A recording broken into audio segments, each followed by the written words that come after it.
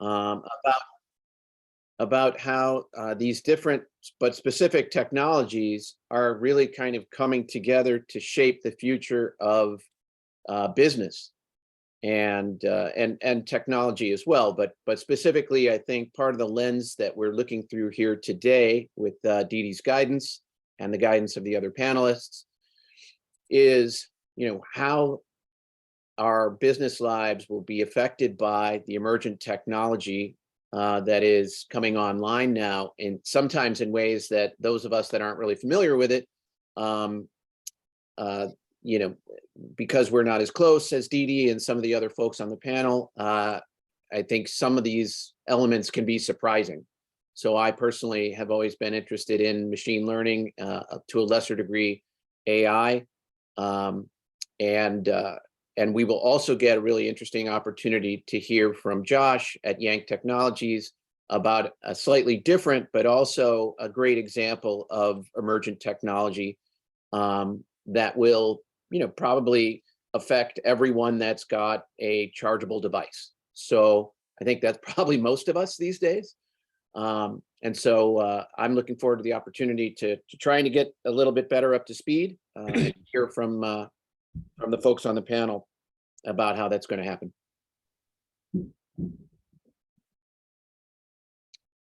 Sorry, Jim, if we could just add that last slide just for with the compliance on my left shoulder. Nessa, if you just switch the one slide about the important notice. So again, these open forums are more for just general teaching. So no one here is pitching per se. So just looking at, we don't have any COVID protocols applicable here, but just to point out. Okay, I'll hand it back over to everybody to kick it off. Thank you.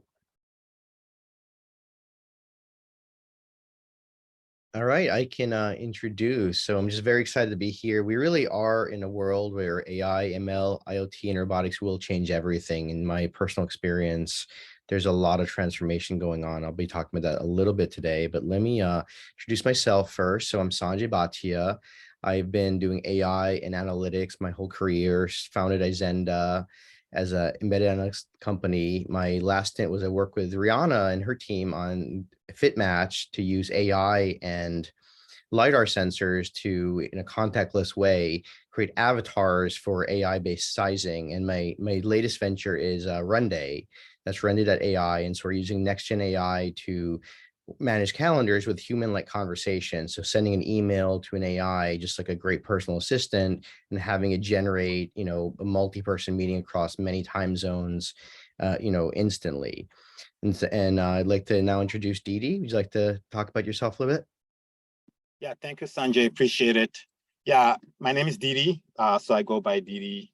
So I have 20 plus years of technology strategy and implementation, having worked at Ernst & Young, we'll focus on e-commerce ventures in the early days, and also had experience working across different technologies, ranging from enterprise applications around product lifecycle management, supply chain, and innovation around enterprise mobile, IoT, robotics, blockchain. So I worked at Ernst & Young, Capgemini, Accenture.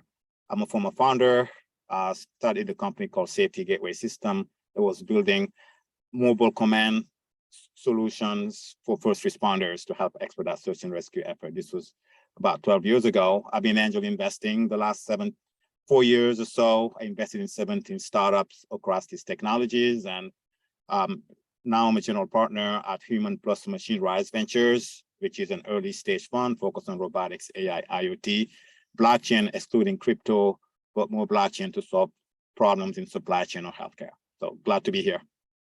Awesome. And there are a lot of problems to solve. Adrita Norwin. Thank you, Sanjay. Hello, everyone. My name is Adrita Norwin.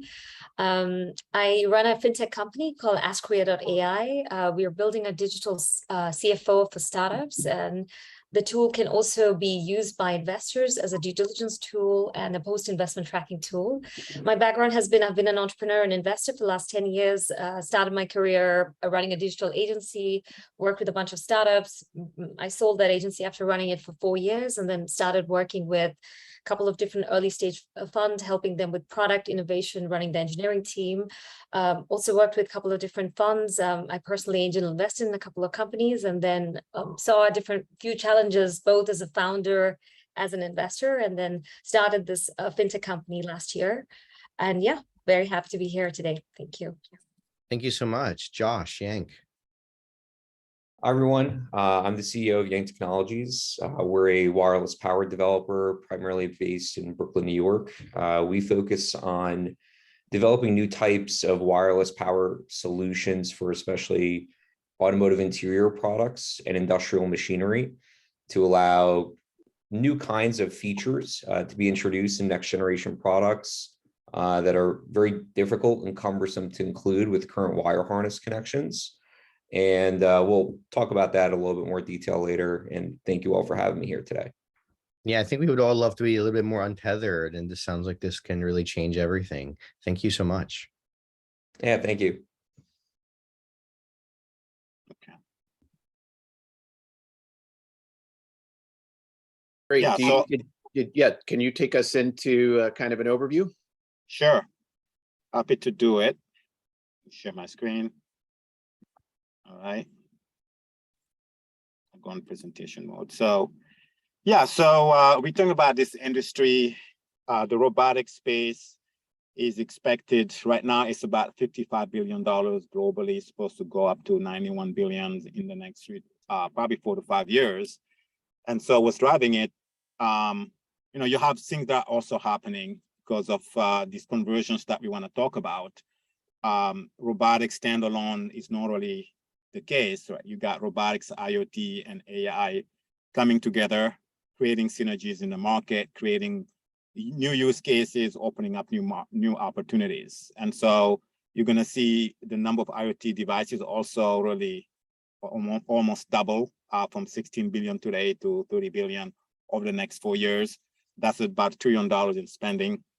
Enterprise blockchain, we're not talking about here like consumer crypto tokens, but really blockchain solution that enterprises are deploying to build applications to help run their business more efficiently. That number is supposed to go up to like almost $200 billion, right? Over the next 7 years, growing up at 55% CAGR. The cost of ownership is also coming down. You have about 10 years ago, 12 years ago, an industrial robot cost about $46K.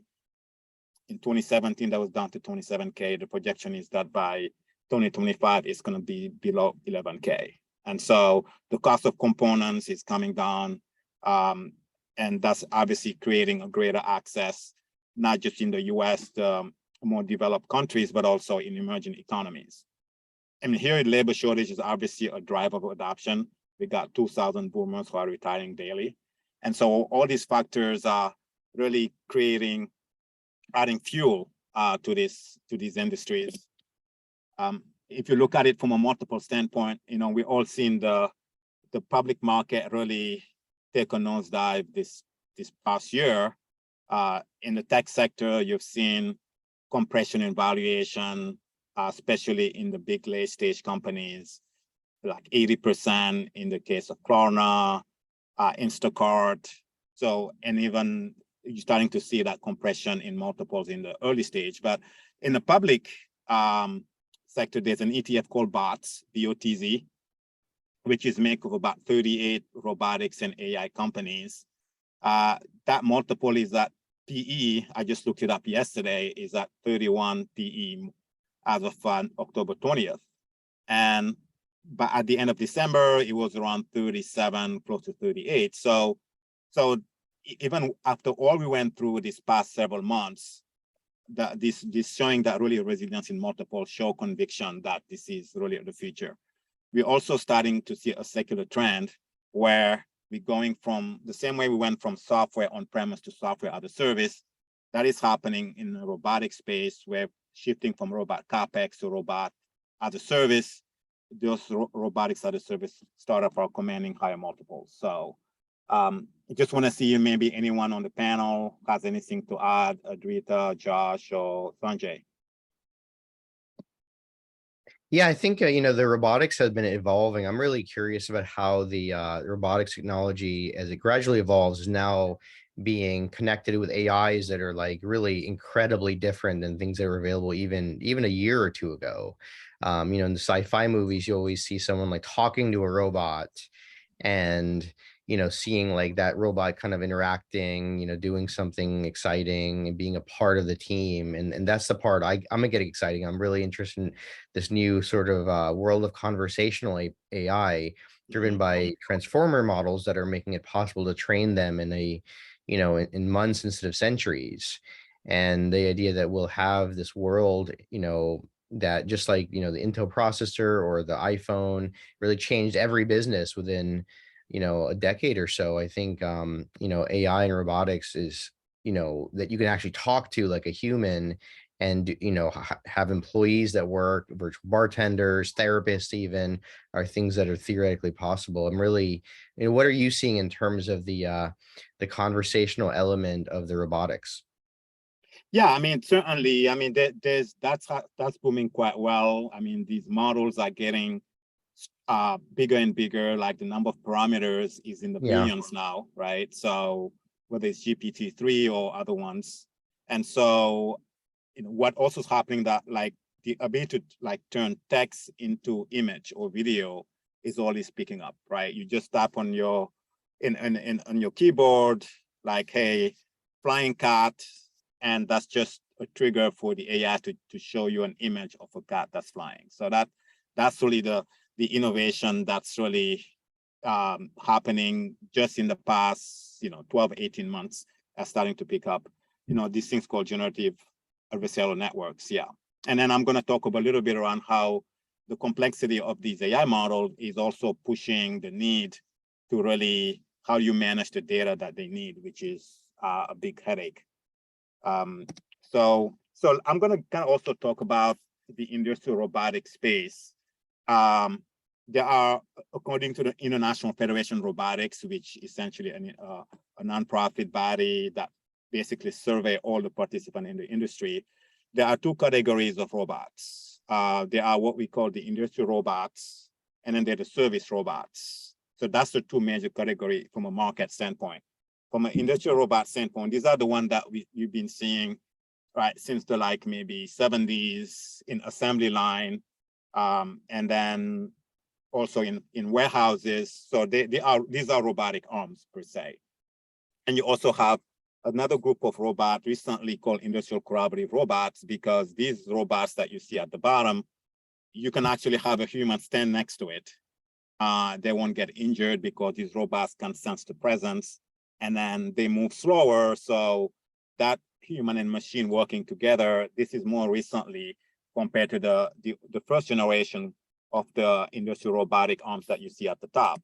And so these industrial robots, by definition, they're stationary, they're programmed to do repetitive tasks.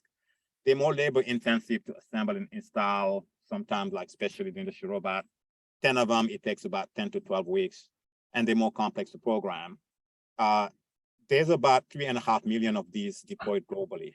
And so you have the vendors, the market is not as fragmented as the service robot, right? So the logos that you see, these are really the main manufacturers that deploy globally. And so the top four are like the Japanese, like Fanuc and Yaskawa. And then you got the European ABB in Switzerland, KUKA in Germany. And then the rest are kind of like coming in. And so these industrial robotic companies are also, they all have their own operating systems. There's no interoperability in the market, which is also a challenge in terms of like if you're deploying a fleet of robots that are supposed to work in tandem. Then the service robots are the one that the newer generation are their autonomous mobile robot. Like, for example, you could use them in warehouse to move pallet boxes, cars, etc. Or you could use them for like hospitality, like Pepper, which is a SoftBank project, which was there to greet you. And then you have some that are doing last mile delivery. And you also have like robotic assisted surgery. It's not like robot working independently. So because we're not there yet for robot to independently do surgery, but he's a surgeon who is next to the robot or remotely controlling the robot. So these service robots, they have autonomy. Generally, they're easy to install. You could get them programmed in days.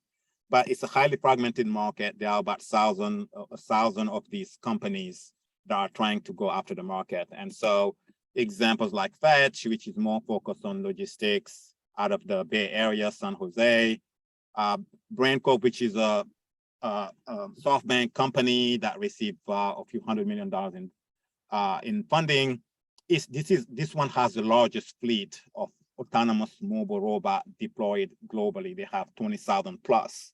And so they mostly focus on like autonomous floor care, like you could see them like now in Walmart, and Sam's Club has deployed them across their stores. And then you have other ones like Verb Surgical, which I mentioned is robotic assisted surgery, etc. And so as a nutshell, these are really the two main categories that you see in the market, the service and then the industrial robot. And so getting to the topic of the day, how these AI, IoT, robotics, blockchain converge, I would jump into first in the industrial collaboration of robot, human and machine working together. Right? The goal is obviously the robot not just to be there doing repetitive tasks, right? So the level of collaboration, the same way we talked about human machine working together, there are 4 levels of collaboration between these cobot, collaborative robot, and then human workers. So the first one is around coexistence, which is like what's already available today, a robot and a human working alongside, but there's not a fence. So because of the safety is there, the robot can stop, but there's no like really shared workspace. They're not really working on the same item or task, etc. And you also have where there are sequential collaboration where the human and robots are sharing the workspace, but they're doing it in sequence. So there's no like simultaneous really working together.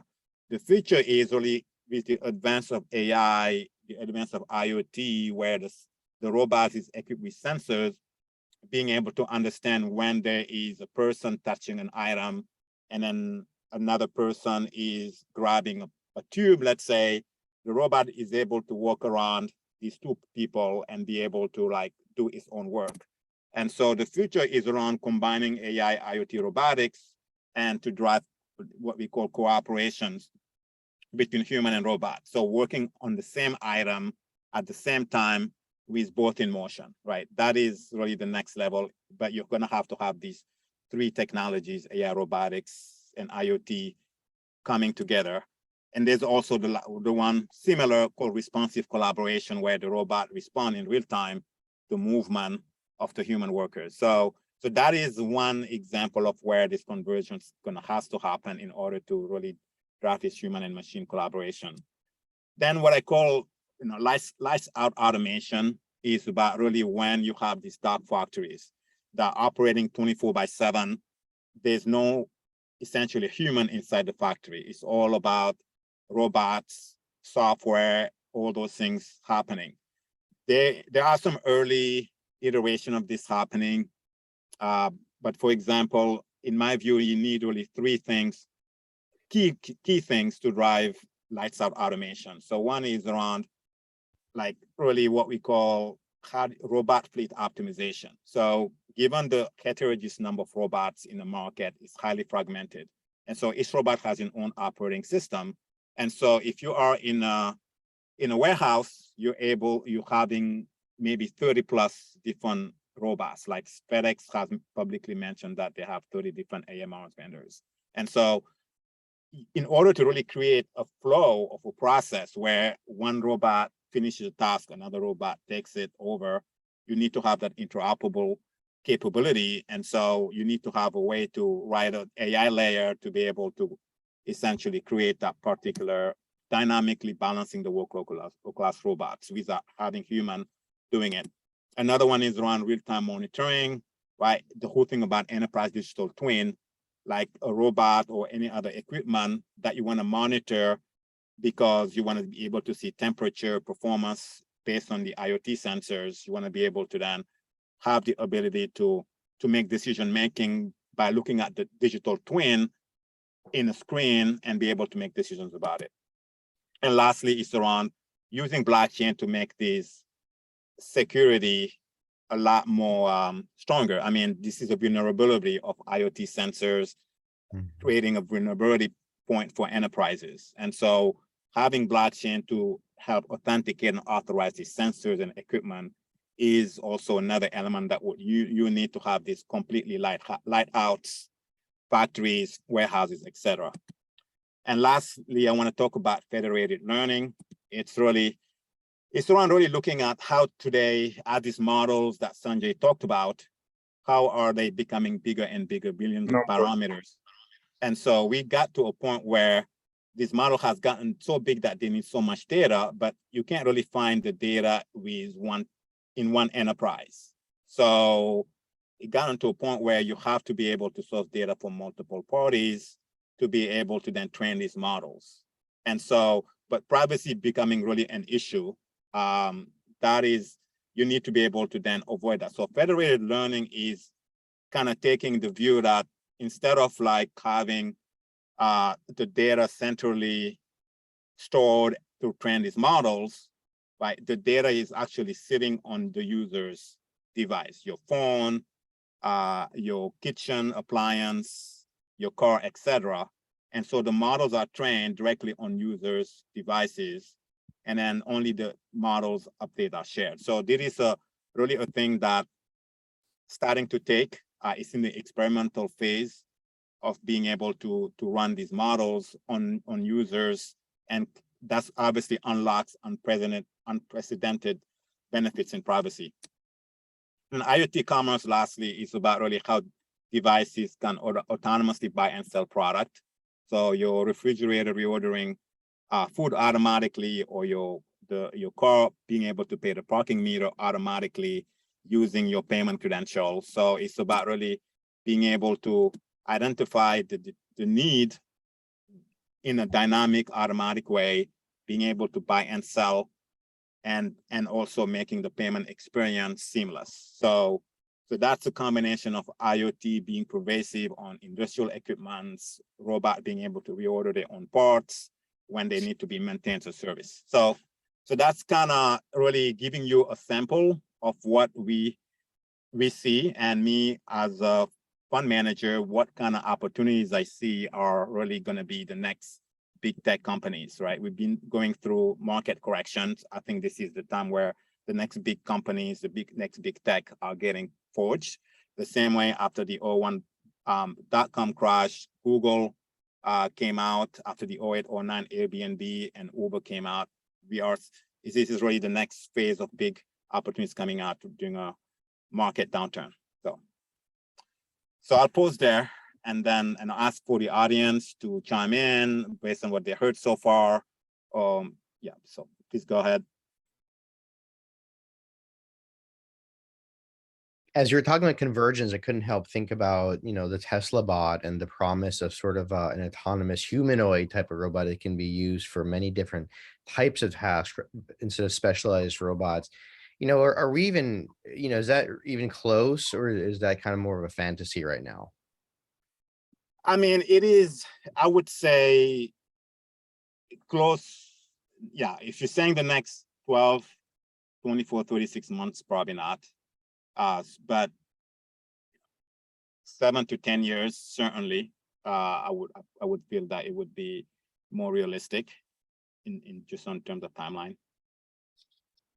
But Sanjay, just to add to your point, I think we are already looking at AI in the creative space, where there's speech recognition, there are AI recognizing emotions, or at least mimicking it. Obviously, it doesn't have the power to feel or understand, but it can mimic the human emotion. And there are a bunch of companies already out there working on those technologies. Then, AI in the creative space has been really interesting, where AI-powered art, AI-powered design has been out there. So yeah, probably, as Didi said, probably not in the next 18 months, but in the next couple of years, definitely we'll see it, probably sooner than we think.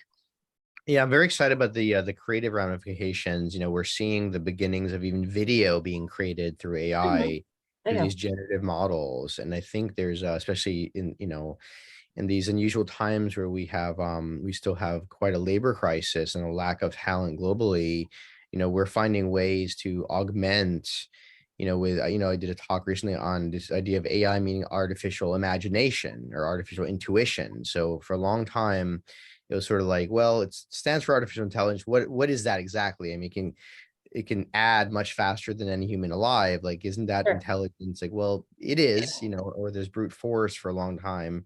But now Yeah. we're really, I think with Move 37, that came from, kind of these initial types of models that could go further beyond intelligence into imagination, where in that, game of without AlphaGo, it actually came up with a move that no human had ever thought of or done before, Mhm. and its database. And so now we're able to create these models that can really go beyond what, just replicating human intelligence into a more imaginative sense.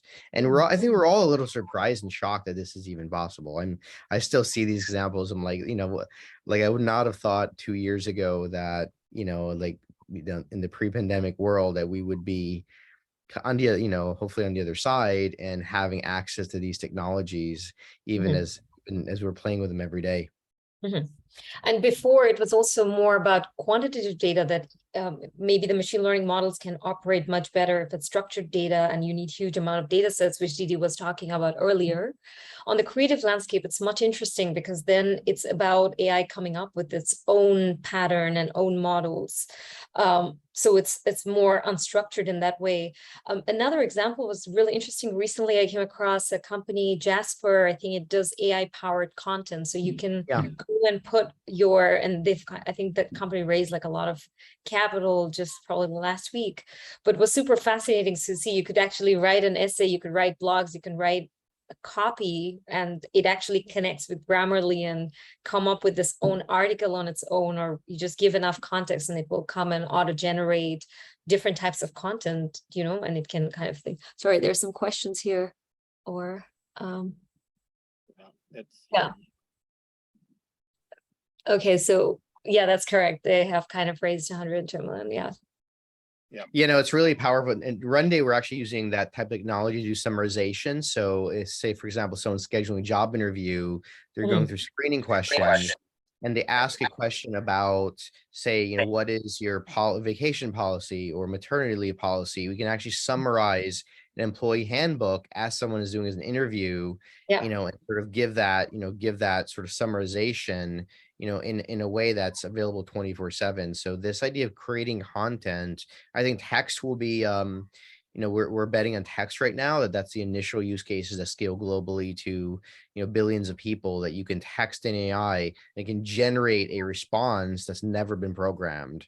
And then, later I feel that evolves into imagery and video, although I'm not sure what the time frame of that to be fully commercially viable. It's very exciting from a creative perspective and a research perspective. Yeah, I think we have a question. Jinan, do you have a question? I do. Thank you so much. I wanted to add into the conversation. Of course, we're all familiar with Sophia, who is, interesting lady. Robotics, great. So I wanted to remind about that. But there's a company that I came across in the last several months called Gleek, GLEAC. They're based out of Dubai. And they are providing for training platform for humans, but it also can extend into agents. So I think their idea is the training of robots, not just on, say, a physical tasks like plumbing, but the ability to handle management of a job site. So the intuitive, the creative, the interactive elements that a person would need to do that a robot is going to be trained to do. So it's kind of interesting how they seem to be doing more of a not centralized, it's decentralized, but I think they're moving on to the federated training as well. So maybe check them out. It's a woman-founded, woman-run company. She came out of education, which is fascinating. What was the name? Question. Sorry, what was the name of the company? Gleek, GLEAC. They have a product right now. They're doing a program called lovelyhumans.io. that's is sort of separate. But my question also for the panel is, when we saw a smartphone introduction across the US over just a few years, it increased the demand on the electric power grid by over 30%. It does strike me that there are going to be some electrical power grid challenges with the introduction of all the robotics, and then also the wireless comms, the interference, and probably this dynamic spectrum utilization that we will need. Comments on either of those?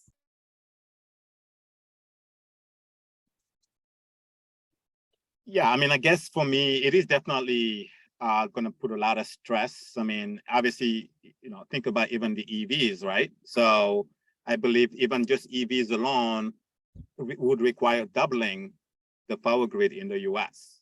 And so if you add up on top of that, robots and other hardware technologies, it's an unprecedented need on the power grid. So I think, what the recent funding for EVs charging station has done is just a drop in the bucket. And so we really going to need a lot more investment to be made. I have a little bit different theory on it, and this may take time to play out, but people always look at AI and automation, and there's always the discussion, oh, are we all going to lose our jobs?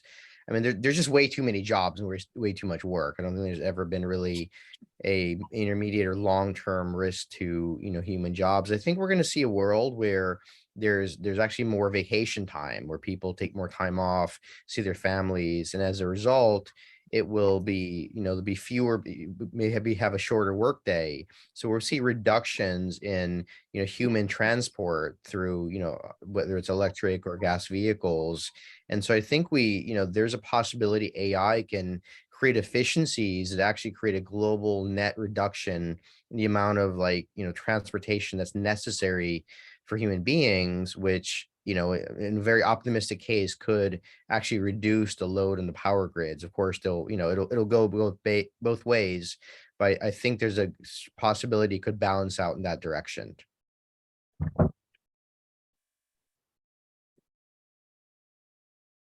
Thank you. Yeah. Any other questions? This is Wanda. I just wanted to share some of my opinions about grid being involved in the EV space for quite some time. So until we will get to that point that AI will solve the demand on the grid, I think we will go through a very challenging time of adjusting the grid to the needs of all those new technologies and EV specifically.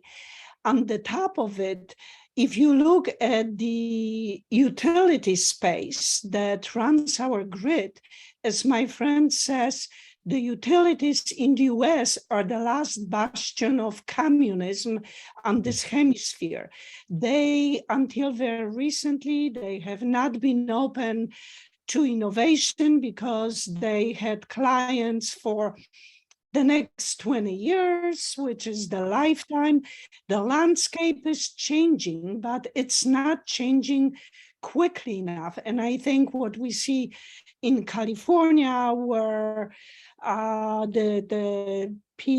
whatever the acronym is, was forced into bankruptcy and is evolving from bankruptcy with the new leadership and the new vision on what are the responsibilities of utilities to manage the grid.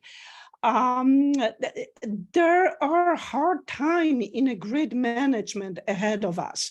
So I think AI is far way ahead in terms of developing the concepts for implementing it on a broad grid scale.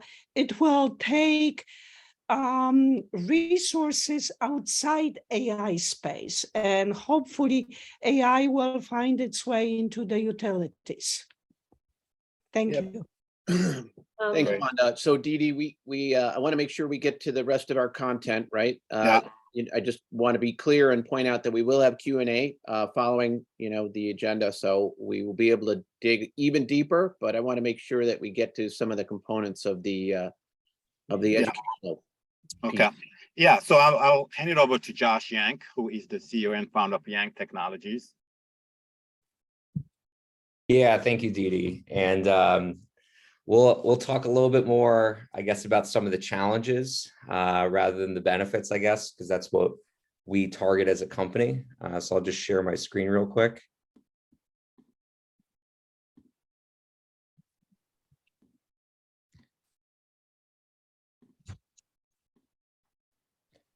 So we're a wireless power developer. Specifically, wireless charging today has been mainly limited to things like charging pads that you might be familiar with, things like mobile devices, where you got to place your device on a fixed position on top of a pad in order to power. It has charging distance limitations. It requires really precise alignment between your devices and the pad. It often has overheating issues and challenges and power transfer constraints. So often what we'll focus on is vehicle interior products that are related especially to autonomous vehicles. So for example, for future autonomous vehicles coming out today that are currently being designed and development by the Toyotas and the Fords of the world, essentially the challenge has also the interior of the vehicle. So if I wanted to make modifications, for instance, to how a seat perhaps rotates within the vehicle, then that won't be currently possible with wire harness connections and clock springs, because you would have to have such a complicated clock spring to rotate and actuate your seat movement that it would be prone to frequent failures within the vehicle. So you could have product limitations if you wanted to make a people mover, a package pickup delivery vehicle for future autonomous layouts. It can be cumbersome to package and also very arduous to power dynamically and for things that require precise alignment. So a good example of that would be automated machinery. So robots, for instance, not only just AGVs and AMRs, but big powered robots like automated forklifts, they have to be very precisely parked in order to recharge itself. And if a human has to every night plug your automated forklift back in, it's no longer automated. So it's an implicit challenge. So we do a lot of wireless power solutions at first we started with passenger devices for our clients, like infotainment systems in your phones, and then started to expand to things beyond that, like vehicle interior electronics, like ambient lighting, removable doors, car seats, and that's powering those vehicle subsystems directly.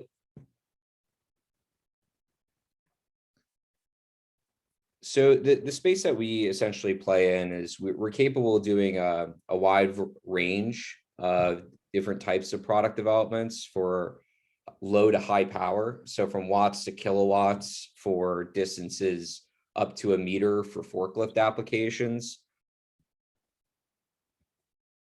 And I'll skip through pretty quickly some of the technical stuff and just talk a little bit more detail alongside with the panel on how it influences, for instance, future robotic systems more directly. But essentially what we did was we have new types of antennas that could power things more efficiently at a distance, dynamic networks, so the ability to adjust to the movements of robots in real time, and 3D arrays, or the juxtaposition of multiple charging stations in a single factory floor, let's say, to create multiple hotspots throughout that factory. This is just a little bit about our IP portfolio, what we focus on as a company. And this is some of the key applications. So I know when we talk about AI and automated vehicles, it's typically on the exterior, but there are so many things on the interior that are very problematic. And that's really where we put a lot of our dedication and time into as a company, that you see these rotations of seat movements that you want to, let's say, interact with people at the back of the vehicle, or change that people pick up to a package drop-off delivery vehicle. It's not possible with these wire harness connections. It would be too prone to failure. Power tools is a similar interesting development where it's often pretty cumbersome if you can't power your tools reliably. So as a company, we typically focus on reliability challenges for our customers, especially in the industrial and automotive spaces, while it includes a new feature. So you could put your power tools in your tool chest and it'll be automatically charging, for example. And this would probably be the primary focus of what we'll be talking about today, which is powering machinery. So what we've noticed quite a bit actually is there's a major issue with automated machinery for forklifts and tuggers and anything that's basically 1 kilowatt or higher in power, because they can't park accurately enough with their AI. So if their AI has a tolerance of plus minus 10 centimeters, but you need to be within plus minus a few millimeters within the charger, whether it's an articulating arm or whether it's a charging pad, then it won't charge, like full stop. So it's kind of a big issue when we're talking about automated systems for these new warehouse facilities. And similarly, I've noticed quite a bit of challenges with other similar types of product lines. So just wanted to quickly go through this, just our team. Just quickly go through us as a company, just so I could kind of turn it back to the panel and also to any questions that people might have on these subjects. All right, thank you, Josh. Appreciate it. So yeah, I mean, I think any questions, in my view, this is really about how to fundamentally shift human behavior, right? This is part of what we look for. And so, you don't have to worry about bringing a power cord to your car, right? I mean, hopefully, ultimately, down the line, this becomes in public transportation as well, airplanes or trains, those kind of things. So, but yeah, so any questions? We're opening up for everyone to ask questions. I'll maybe get us started. So obviously, each of these technologies, all of these technologies have strong POC individually.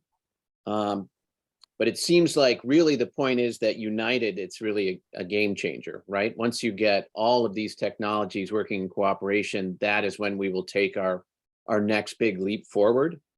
My question's kind of strange, but do you perceive, I sense that there is still a decent amount of mistrust around AI and machine-driven solutions to lots of problems. Do you encounter that in your review of technologies? Is that something that people are that are get incorporated into business models and the defense thereof? The fact that there is still a latent, I think, mistrust of certain types of technologies, even though it's very clear that they will kind of change the way that we do everything. So do you see that come into play at all when you're reviewing companies for investment or whatever else you might do? I would say I'm seeing more of a skepticism than mistrust. I think people, whether we should or not, people want to trust the AI. There's just sort of this desire that we live in a better world where AI is a fundamental component of, many aspects of life. People will always misuse AI, just like they misuse any, weaponized things, you hack things. That will always be it's sort of an aspect of, I think, the world we live in. What I'm seeing though is that people are just we've kind of gone through a period where everyone sort of used the word AI to mean anything. And so I think there's a mistrust of the word. And so when you show somebody what you're doing and you give them an opportunity to actually try it out on their own, that distrust, I think, fades away a lot more quickly, where there's just been a lot of, I'll call it snake oil, where people just called software AI. So, to me, there's a difference, right? There's models that are trained on billions of parameters that are capable of things that, a human being can do. That's different than just hiring someone to write code to automate a process, right? That's just software. That's not AI. There's a lot of software involved in AI, of course. So I think people are skeptical right now, but I think there's an eagerness to trust, and for when people like actually try things out, like when we show some of the capabilities of our newer technologies, we like open it up, say, hey, you try it. What do you think? How would you use it? And just try it right now. And I think when you give them that opportunity to sort of ask a conversational AI a question, the one that happened last week was it was for a company that does glass repair and things like air filters and car delivery. And it's like, will a Honda air filter work in a BMW? What a strange question that had nothing to do with the context, but they asked that question, and it didn't know the perfect answer, but it replied in a very intelligent way that, yeah, it's more likely, but it probably isn't optimal or may need some modification.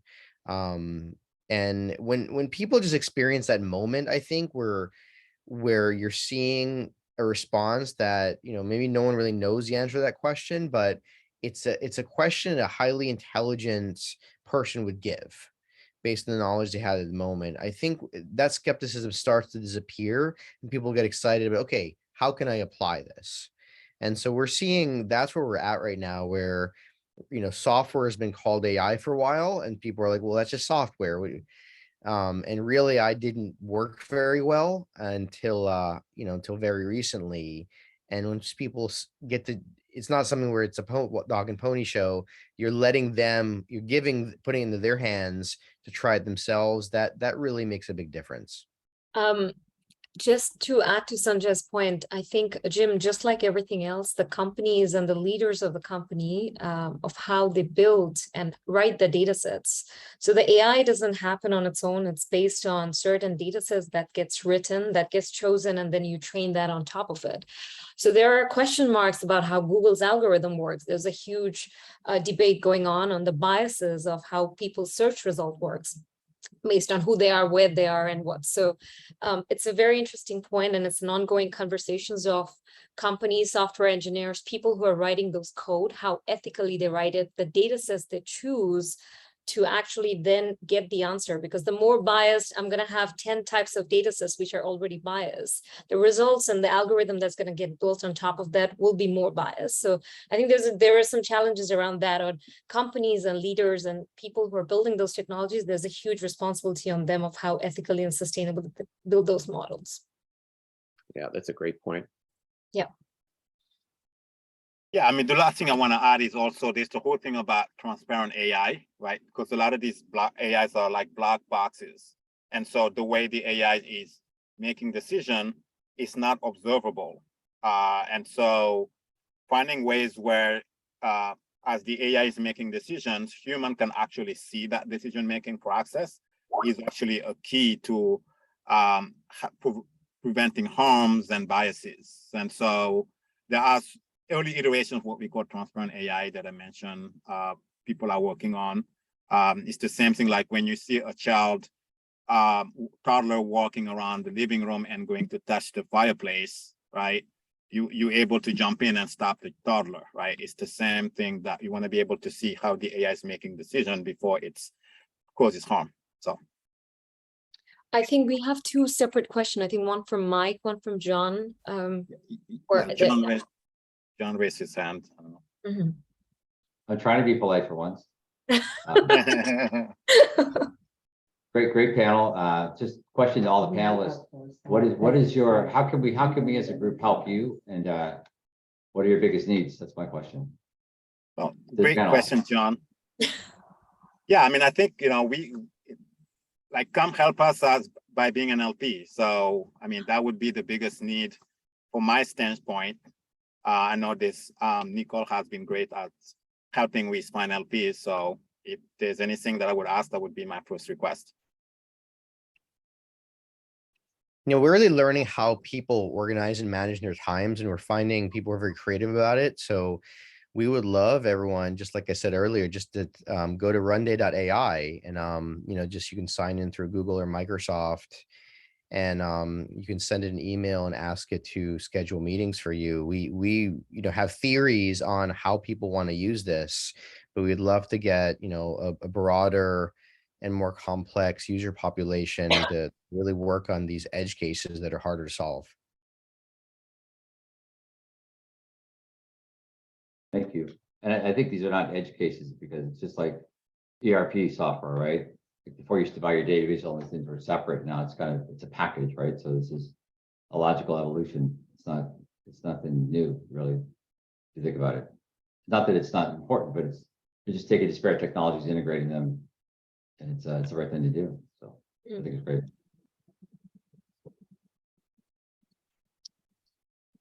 No, that's fair. Yeah, I think we want to see, you know, I think we need an expansive view on how people want to interact with AIs conversationally. And, you know, just it takes more, you know, we just scale the user populations to figure that out.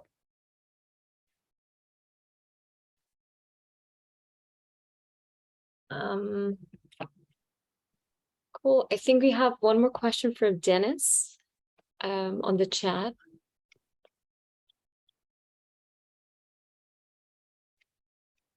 Is the innovation in AI is the innovation in AI influencing, impacting no code tools? That's Denise. Yeah. Not the first time or the last time I'll be called Dennis, my alter ego. I'm so sorry. No problem. Actually, my question, I think that Sanjay kind of answered it, that I've been looking into a lot recently, the evolution of the citizen developer, low code, no code tools, more from the point of accessibility and how people can be empowered to write their own and solve their own kind of operational issues and whatnot. It seems to me like AI has a huge advantage there in terms of influencing that evolution, particularly, like, again, for the accessibility for the everyday person, hence it moves from the fringe to become mainstream. Do you see that as a future use case for this kind of innovation and where it's going? Absolutely, almost in every sector actually now. If you think of how websites are being built, before you wanted to build an e-commerce store, you'd look at 3 months, 6 months development cycle, built it in, you know, starting from scratch. Now with using the tools already, Shopify Wix has done, you could build a website within probably under an hour. I think that no code, low code is on the data science space. It's been huge. On the financial space, we are actually working on that when it comes to building financial model, how companies don't need to know Power BI tool, Excel spreadsheet, and automatically build their models. I think that's actually a very, very interesting space where different sectors and verticals, we're looking at that trend of no code, low code. People don't want to spend a lot of time building stuff and use plug and play tool and integrating system to then just use it to their benefits to make better decision. Yeah, I wouldn't even say it's a future use case. I think it's a current use case in many ways. It's everywhere. It's just one people don't necessarily talk about all the time. If you you know, if you kind of like utilize some AI to create some of your system and it works well, people almost want to like pretend they did it themselves in the old way. So I think it's almost like a student cheating. They do it, they don't talk about it. But you know, of course, we have to do this in an ethical way. But it's you know, if you look at you know, Copilot, it's sort of this ability for a programmer who uses GitHub to assist in their process. So is the AI writing all the code? No, it's not like you say, hey, write this code and it's doing it 100%, but you're seeing more and more of the process being assisted by AI all the time. And so Copilot's one example. It's a little bit public, but there's a lot of that happening, you know, I think behind the scenes. Yeah, we have a question. I think it's Rob. Hey, thank you, guys. Just a quick question on in this AI sector with respect to IP and patent protection. Would you say you're going about it on as an average tech company, or is it a little bit more Wild West and you're going sort of with the market forces as it changes so much? Just a little bit of dialogue with IP protection. I mean, when I talk to founders, actually, I see more founders could say they're not filing patents for their AI models because they're constantly changing it. And so, and it becomes a competitive advantage because obviously, as you know, when you file a patent after it becomes public, then people knows what your trade secrets are. And so I think I'm seeing more and more founders telling me that they're not filing patents. Interestingly, there was a guy who's filing a lawsuit because they said that they create an AI model that builds something and they want to make the AI model an inventor. Rather than having a person be an inventor, they're calling the AI model as the inventor. They filed a lawsuit against the US Patent and Trademark Office. It got dismissed. They filed an appeal. So hopefully that's not going to be granted, but that's what I'm seeing. Yeah. This is going to open up a lot of questions that, I don't think we have the answers to right now in terms of artificial, intelligence being creative. So if I take if I tell it, hey, create a, painting of, my dog in the style of Picasso or Vermeer or an artist that's alive today, it's borrowing their sort of style and maybe even some of the ways they do things. Do I own the copyright on that? Does the AI own the copyright? Does the artist that I used to train the model or that it was inspired by? These are really interesting questions that I've not seen any answers to, but it's going to open up an aspect of IP that's something we're not used to. Yeah, I would just add to be very conscientious with how you want to decide in terms of timing, because the US is now like not first to invent, but first to file. So regardless if you're the first person to invent it or not, whatever that particular IP may be, it doesn't matter anymore. It's whoever filed it first at the USPO.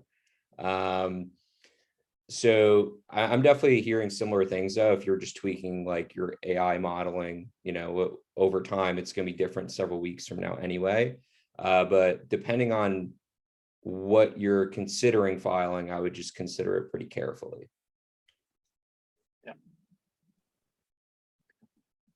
I'd like to make an observation about all of those unanswered questions, and there will be only more and more of those.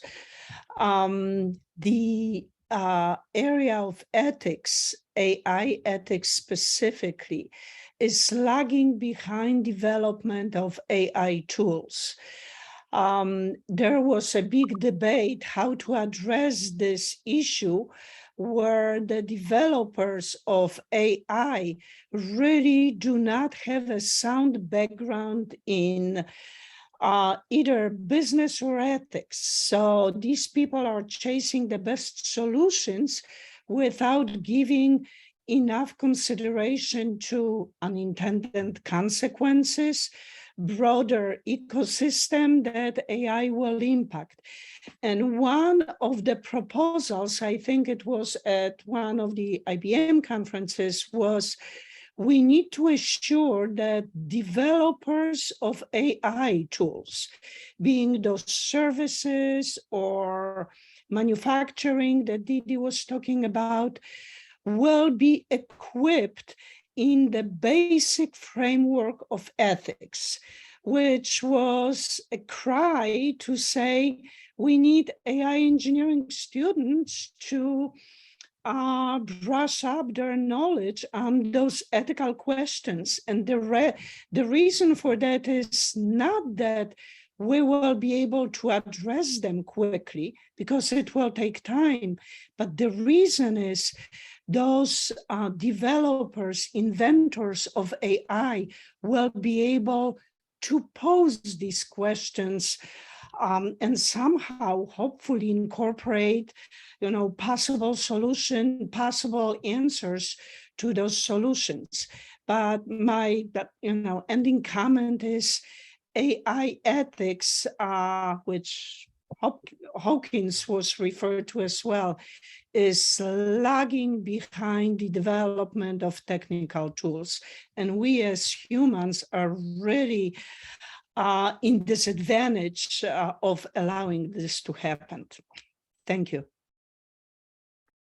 Yeah, I would totally agree with this idea, but I would broaden it and say that there's a lack of really education and appreciation in terms of business ethics. You know, companies make billions of dollars and then they pay fines, and they continue paying the fines and continue doing business. So, you know, AI is a tool and it can be used. It's a very powerful tool, but you know, it's really the businesses and the governments and the organizations that need to implement ethical policies, and AI being just one of them. I don't think if we had, you know, incredible AI ethics, that the world would be a better place without the businesses themselves operating, you know, toward all stakeholders, the environment, consumers, you know, governments. I think there's a trend toward really more sustainable practices overall, and that needs to accelerate in many elements of business. Okay, great. Thank you so much. I think we just a few minutes over time here. I mean, that really showed that we've been a lot of great questions, a lot of interest from the audience, and thank you for your insightful questions. And happy to continue this offline. So feel free to reach out to any of us. Yes, I'd like to add my thanks to the panel for another really good event. Lots to think about here and lots to look forward to.